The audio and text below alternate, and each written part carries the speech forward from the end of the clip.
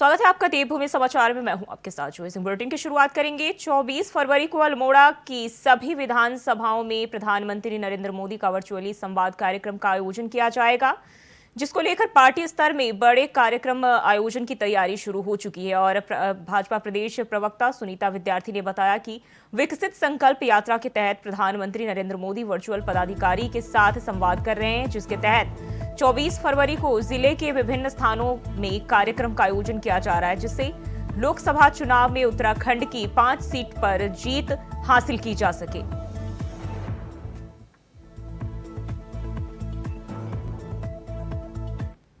देखिए, माननीय प्रधानमंत्री श्री नरेंद्र भाई मोदी जी पिछले कई महीनों से जो है विकसित भारत संकल्प यात्रा के माध्यम से हम जनता के बीच में पहुंच रहे हैं और लगातार माननीय प्रधानमंत्री जी योजनाओं के माध्यम से वर्चुअली संवाद कर रहे हैं। तो यहाँ पर अभी आगामी 24 को अल्मोड़ा में हमारा ये वर्चुअली संवाद रहने वाला है, जिसमें तमाम विधानसभाएं जो हैं उनके जनप्रतिनिधियों से वार्ता रहेगी और आगे के लिए किस प्रकार से हम लोगों को जनता के बीच में जाना है और कैसे हम लोग सभी योजनाओं की समीक्षा कर रहे हैं उसके बारे में सभी मार्गदर्शन वहाँ पे रहने वाला है। और बीती 8 फरवरी को हल्द्वानी में हुई हिंसा के आरोपियों को पुलिस लगातार गिरफ्तार कर रही है। इसी के तहत पुलिस ने आज 14 आरोपियों को गिरफ्तार किया है, जिसमें 3 वांटेड आरोपी भी शामिल है। एसएसपी नैनीताल प्रहलाद नारायण मीणा ने मामले का खुलासा करते हुए बताया कि बनभूलपुरा हिंसा के ये सभी 14 आरोपी हैं, जिन्होंने पुलिस के ऊपर पेट्रोल बम फेंकने के साथ साथ पुलिस की गाड़ी में आग लगाने का काम किया था। 14 आरोपियों में 3 मोस्ट वांटेड आरोपी भी शामिल है, जिनके खिलाफ मोस्ट वांटेड का पोस्टर जारी किया गया था और उनकी घरों की कुर्की होनी है।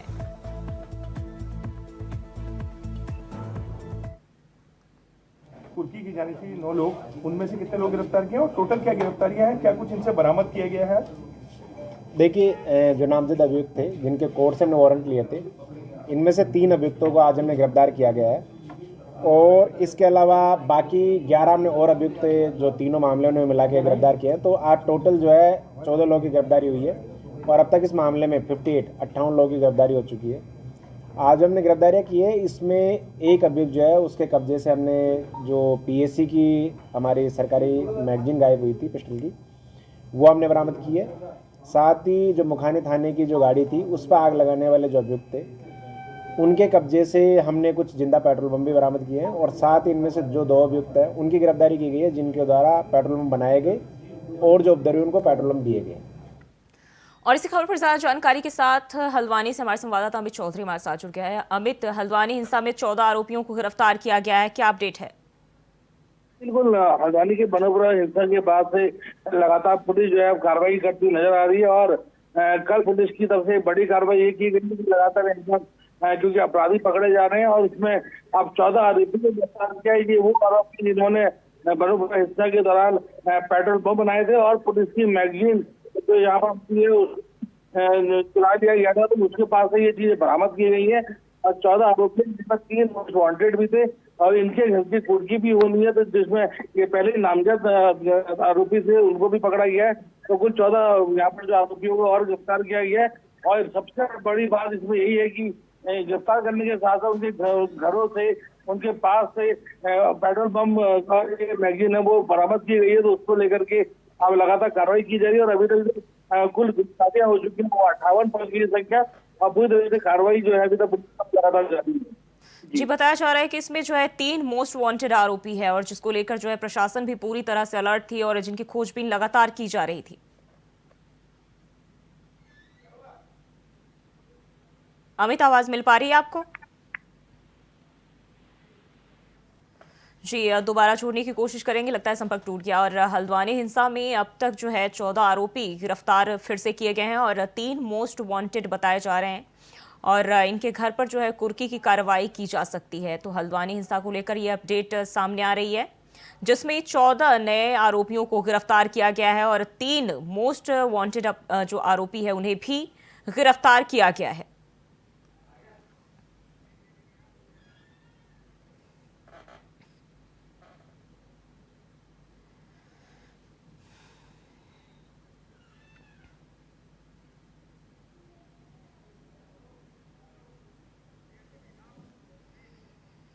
और खबर देहरादून से, जहां नई दिल्ली में कांग्रेस स्क्रीनिंग कमेटी की बैठक की गई, वहीं लोकसभा चुनाव 2024 में उत्तराखंड कांग्रेस के संभावित प्रत्याशियों पर भी चर्चा इस दौरान की गई। लेकिन कांग्रेस से अभी लोकसभा चुनाव की दावेदारी करने का मौका किसे मिलेगा, यह स्पष्ट नहीं हो पाया है। बताया जा रहा है कि उत्तराखंड प्रदेश कांग्रेस कमेटी को 35 दावेदारों की सूची दी गई है, जिनमें से देखना होगा कि 35 नामों में से किन लोगों को उत्तराखंड की 5 लोकसभा सीटों से चुनाव लड़ने का मौका मिलेगा।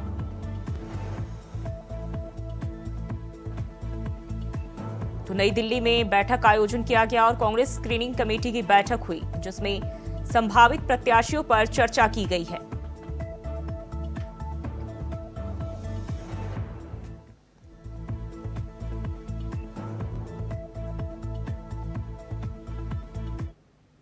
स्क्रीनिंग कमेटी की बैठक दिल्ली में हुई, जिसमें स्क्रीनिंग कमेटी के चेयरमैन आदरणीय भक्त चरण दास जी और श्रीमती डॉक्टर यशोमती ठाकुर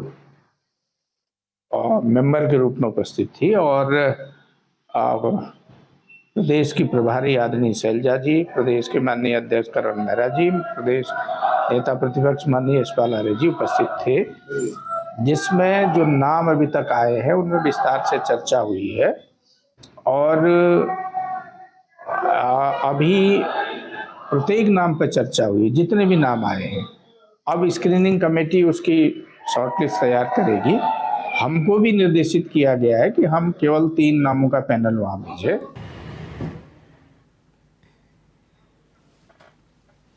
और इसी खबर पर साथ जानकारी के साथ तुषार गुप्ता हमारे साथ जुड़ गए। तुषार, कांग्रेस स्क्रीनिंग कमेटी की बैठक की गई है, क्या जानकारी है? को ये बैठक हुई थी और दिल्ली में, जिसमें प्रदेश अध्यक्ष करण मेहरा, प्रदेश प्रभारी शैलजा कुमारी वहां पर पहुंची थी, और उनकी जो स्क्रीनिंग कमेटी के अध्यक्ष है भगत चरण दास, उनके साथ ये बैठक हुई थी। करीब 35 दावेदार बताए जा रहे हैं पूरी लोकसभा 5 लोकसभा सीटों से उत्तराखंड की, और इसमें ये 35 दावेदारों का जो नाम की लिस्ट है वो स्क्रीनिंग कमेटी को भेजी गई है और उन पर चर्चा हुई गई है। अगली बार ये कहा जा रहा है कि जब अगली बार ये स्क्रीनिंग कमेटी होगी उसमें 3 नाम आगे रखे जाएंगे प्रदेश कमेटी के द्वारा, जो प्रत्याशी बनने के लिए चुने जाएंगे लोकसभा चुनाव के लिए। तो 5 सीटों के लिए जो कांग्रेस है लगातार तैयारी कर रही है। जो कार्यकर्ता और नेता हैं वो अपनी दावेदारी ठोकते हुए नजर आ रहे हैं। हरिद्वार से मैं बात करूं तो हरिद्वार से पूर्व मुख्यमंत्री हरीश रावत अपनी दावेदारी ठोक रहे हैं, साथ साथ उनके जो पुत्र हैं वो भी अपनी दावेदारी पेश कर रहे हैं, और साथ साथ दर्जन भर जो कार्यकर्ता और नेता हैं उसमें शामिल है। साथ साथ अगर मैं बात करूं तो पौड़ी लोकसभा सीट से जो कई प्रीतम सिंह का नाम सामने आ रहा है, उन्होंने दावेदारी पेश की है। तो जो बड़े नेता हैं, जो तमाम बड़े नेता हैं वो इसमें दिखाई दे रहे हैं। यशपाल आर्य ने फिलहाल जो हाथ खड़े कर दिए हैं, और माना जा रहा था कि पहले वो नैनीताल उधम सिंह नगर सीट से लड़ सकते हैं, लेकिन जैसे उनके बयान सामने आ रहे हैं उससे लग रहा है कि वो चुनाव नहीं लड़ेंगे। और दावेदारों की लिस्ट में भी ये बात सामने आ रही है कि उनका नाम, यशपाल आर्य का नाम उसमें नहीं है। तो कुछ नेता फिलहाल जो चुनाव से ना लड़ते हुए या पीछे हटते हुए नजर आ रहे हैं, लेकिन कुछ नेता जो वरिष्ठ है, पूर्व मुख्यमंत्री हरीश रावत हो, पूर्व नेता प्रतिपक्ष या प्रीतम सिंह हो, या फिर पूर्व प्रदेश अध्यक्ष गणेश गोदियाल हो, तो बड़े चेहरे भी सामने आ रहे हैं कि वो चुनाव लड़ेंगे, लेकिन कुछ बड़े चेहरे अभी फिलहाल पीछे हटते हुए नजर आ रहे हैं। लेकिन स्क्रीनिंग कमेटी की जो बैठक हुई है दिल्ली में, वो एक बड़ी बैठक कह सकते हैं उत्तराखंड के लिहाजे से, जहां पर जो प्रदेश अध्यक्ष करण मेहरा ने जो 35 दावेदारों की जो लिस्ट है वो सौंपी थी, और ऐसा माना जा रहा है कि जल्द ही जो कांग्रेस कमेटी है वो अपने जो नाम है प्रत्याशियों के वो जल्दी ही घोषित कर देगी। जी तुषार, मतलब 5 सीटों को लेकर जो है पार्टी के बीच कश्मकश जारी है, लेकिन कांग्रेस की ओर से अभी लोकसभा चुनाव में दावेदारी किस प्रत्याशी को मिलेगी, इसको लेकर कुछ भी स्पष्ट नहीं हो पाया है।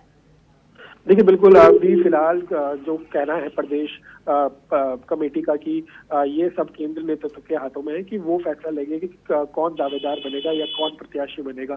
लेकिन फिलहाल हमारे जो प्राथमिकता है कि जो दावेदार वहां से पेश हो रहे हैं, जो मजबूत है लोकसभा सीटों से, उन्हें वहां से दावेदारी दी जाए, और उन्होंने दावेदारी की भी है। तो ऐसे में फिलहाल जो स्क्रीनिंग कमेटी का है उनको काम दिया गया है कि वो किस तरह से कार्य कर रहे हैं, उनके बारे में चर्चा की गई। और अगली बार जब स्क्रीनिंग कमेटी होगी तो उनके पास हर लोकसभा सीट से 3 नाम होंगे, तो इसमें भी छटनी होनी लाजमी है, लेकिन बड़े चेहरों को इसमें लिया जा सकता है लोकसभा सीटों के लिए, और जरूरी भी है क्योंकि 2 बार अगर मैं बात करूं 2 कार्यकाल के लिए भाजपा ने 5 सीटों पर अर्जित किया है। तो ऐसे में बहुत जरूरी है कि कांग्रेस को 1 सीट अर्जित करनी होगी और इसी के तहत बड़े चेहरों का इसमें नाम आ सकता है, चाहे वो पूर्व मुख्यमंत्री हरीश रावत हो, पूर्व कैबिनेट मंत्री हरक सिंह रावत हो, या फिर पूर्व नेता प्रतिपक्ष प्रीतम सिंह हो। तो तमाम बड़े चेहरे इसमें आ सकते हैं, तो जिससे जो कांग्रेस की जीत हो वो 1 लोकसभा सीटों में अर्जित की जा सके। फिलहाल माना जा रहा है कि हरिद्वार और नैनीताल उधम सिंह नगर सीट में थोड़ा फ्लक्चुएशन हो सकती है,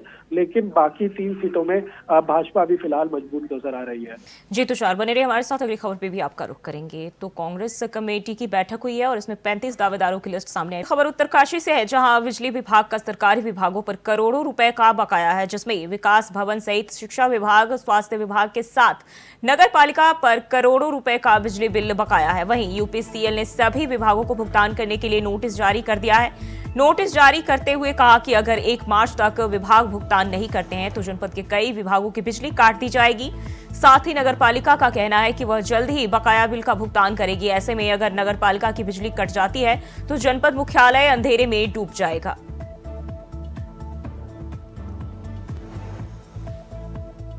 हमने अपनी योजना बनाई है। वर्तमान में हमारा इसी हफ्ते हम लोग लगभग 50 से 55 लाख रुपए का बिल हमने बना लिया है, वो हम एक पेड करेंगे। फिर हमारी जैसी राज्य वित्त की अगली किस्त आएगी उसमें से भी इस तरह से हम लोग 50 लाख के आसपास हम लोग उन्हें फिर पेड करेंगे। तो इस तरह से करते हुए हम इसको ख़त्म कर लेंगे, क्योंकि राज्य वित्त से हमें तनख्वाहें भी देनी पड़ती हैं और पेंशनर के लिए भी होता है वो पैसा। तो जो भी हमारा पैसा उसमें बचेगा उसके लिए मिनिमम 50 लाख रुपये तो हम हर किस्त में और तुषार गुप्ता लगातार हमारे साथ बने हुए। तुषार, बिजली विभाग का कई विभागों पर, सरकारी विभागों पर बकाया राशि जमा है, क्या जानकारी है?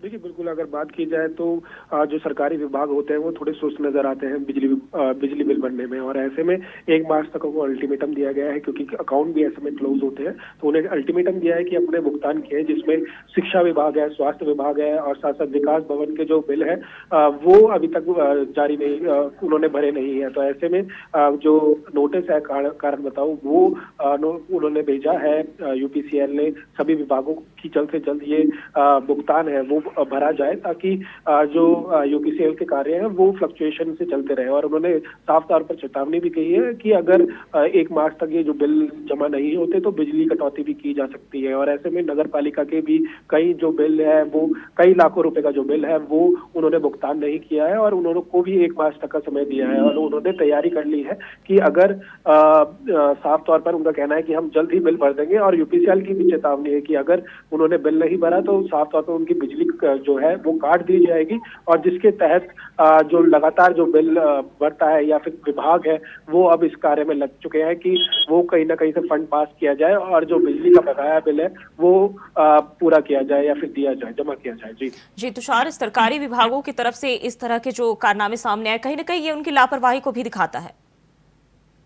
तो जिस तरह से मैंने कहा कि जो सरकारी विभाग है वो सुस्त नजर आते हैं बिल भरने में, और कहीं ना कहीं जो लापरवाही है एक विभाग की दूसरे विभाग पर वो साफ तौर पर नजर आती है कि समन्वय दोनों विभागों में नहीं है। सभी विभागों में यूपीसीएल का जो लाखों रुपए का पैसा है वो देने में वो हिचकिचाते हैं या फिर उसमें देरी करते हैं।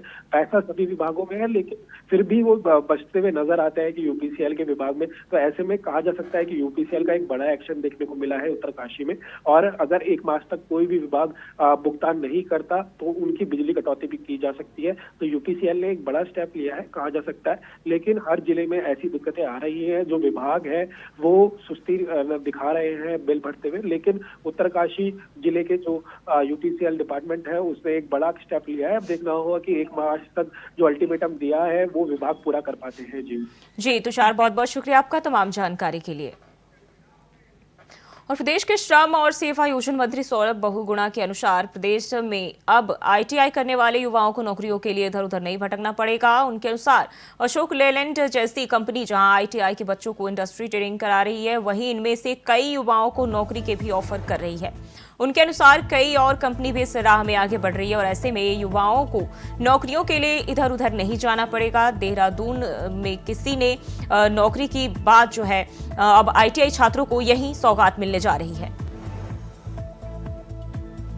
आपने अशोक लेलैंड के साथ एक एमओयू साइन किया था पिछले साल जुलाई में, और उस एमओयू का मकसद ये था कि जो हमारे उत्तराखंड के आईटीआई के बच्चे हैं, जब मैंने उनसे संवाद किया था तो उनका कहना ये था कि हमको ट्रेनिंग के लिए बहुत भटकना पड़ता है, हमको सिडकुल में इधर उधर कंपनी के पास जाना जाता है, हमको कोई भी प्रोफेशनल सिडकुल की कंपनी ट्रेनिंग बहुत मुश्किल से देती है। तो हमने अशोक लेलैंड से निवेदन किया कि आप जो है हमारे बच्चों को उत्तराखंड में आईटीआई के कैंपस के अंदर ही आके आप उनके इंटरव्यू करिए, उनके सिलेक्शन करिए, और वहीं से अपने बच्चों को जो है 1 साल के आप प्रोफेशनल ट्रेनिंग जो होती है, इंटर्नशिप, वो आप कराइए।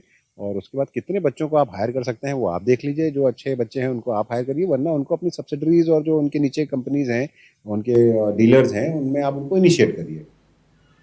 और प्रदेश में जल्द ही बच्चों की बोर्ड परीक्षाएं शुरू होने जा रही है और ऐसे में एक अभिभावक के रूप में बच्चों की पढ़ाई की चिंता करते हुए एसएसपी ने अहम कदम उठाते हुए शहर में शादी समारोह या अन्य कार्यक्रमों में तेज आवाज में डीजे बजाने वालों को सख्त चेतावनी दी है। कोर्ट की गाइडलाइन के अनुसार तय किया गया समय और निर्धारित डेसिबल में डीजे बजाने की हिदायत दी गई है, जिसके लिए हर थाने में एक डेडिकेटेड टीम बनाई गई है, जिसका काम सूचना मिलने पर मौके पर पहुंचते हुए तेज साउंड सिस्टम को बंद कराते हुए कार्रवाई करने का रहेगा। साथ ही एसएसपी ने एक वीडियो संदेश भी जारी किया, जिसमें तेज साउंड सिस्टम की आवाज से परेशान होने पर परीक्षार्थियों को अगर रात के 10 बजे के बाद भी तेज आवाज में डीजे बजता हुआ सुनाई देगा तो 112 या एसएसपी आवास में शिकायत कर सकते हैं।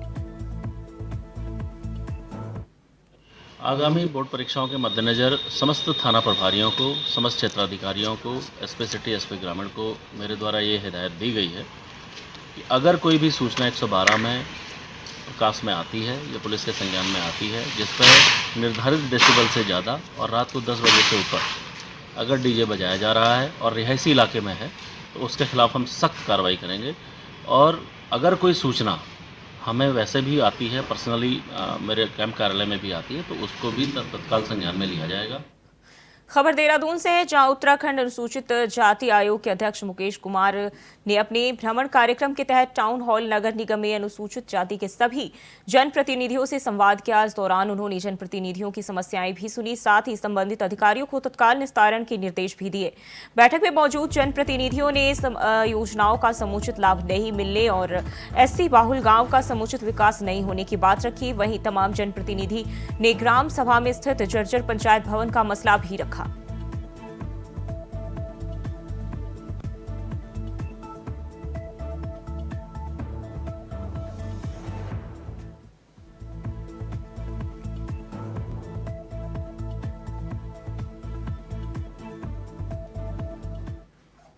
ये जो अनुसूचित जाति से संबंधित योजनाएं और गरीब लोगों के लिए जो योजनाएं चल रही हैं, जो यहाँ कई प्रधान और जनप्रतिनिधि हैं, कल हमने हरिद्वार में भी की थी। वहाँ लगभग 250-300 लोग जनप्रतिनिधि आए थे, जिसमें ग्राम प्रधान, क्षेत्र पंचायत सदस्य, जिला पंचायत सदस्य और ब्लॉक प्रमुख।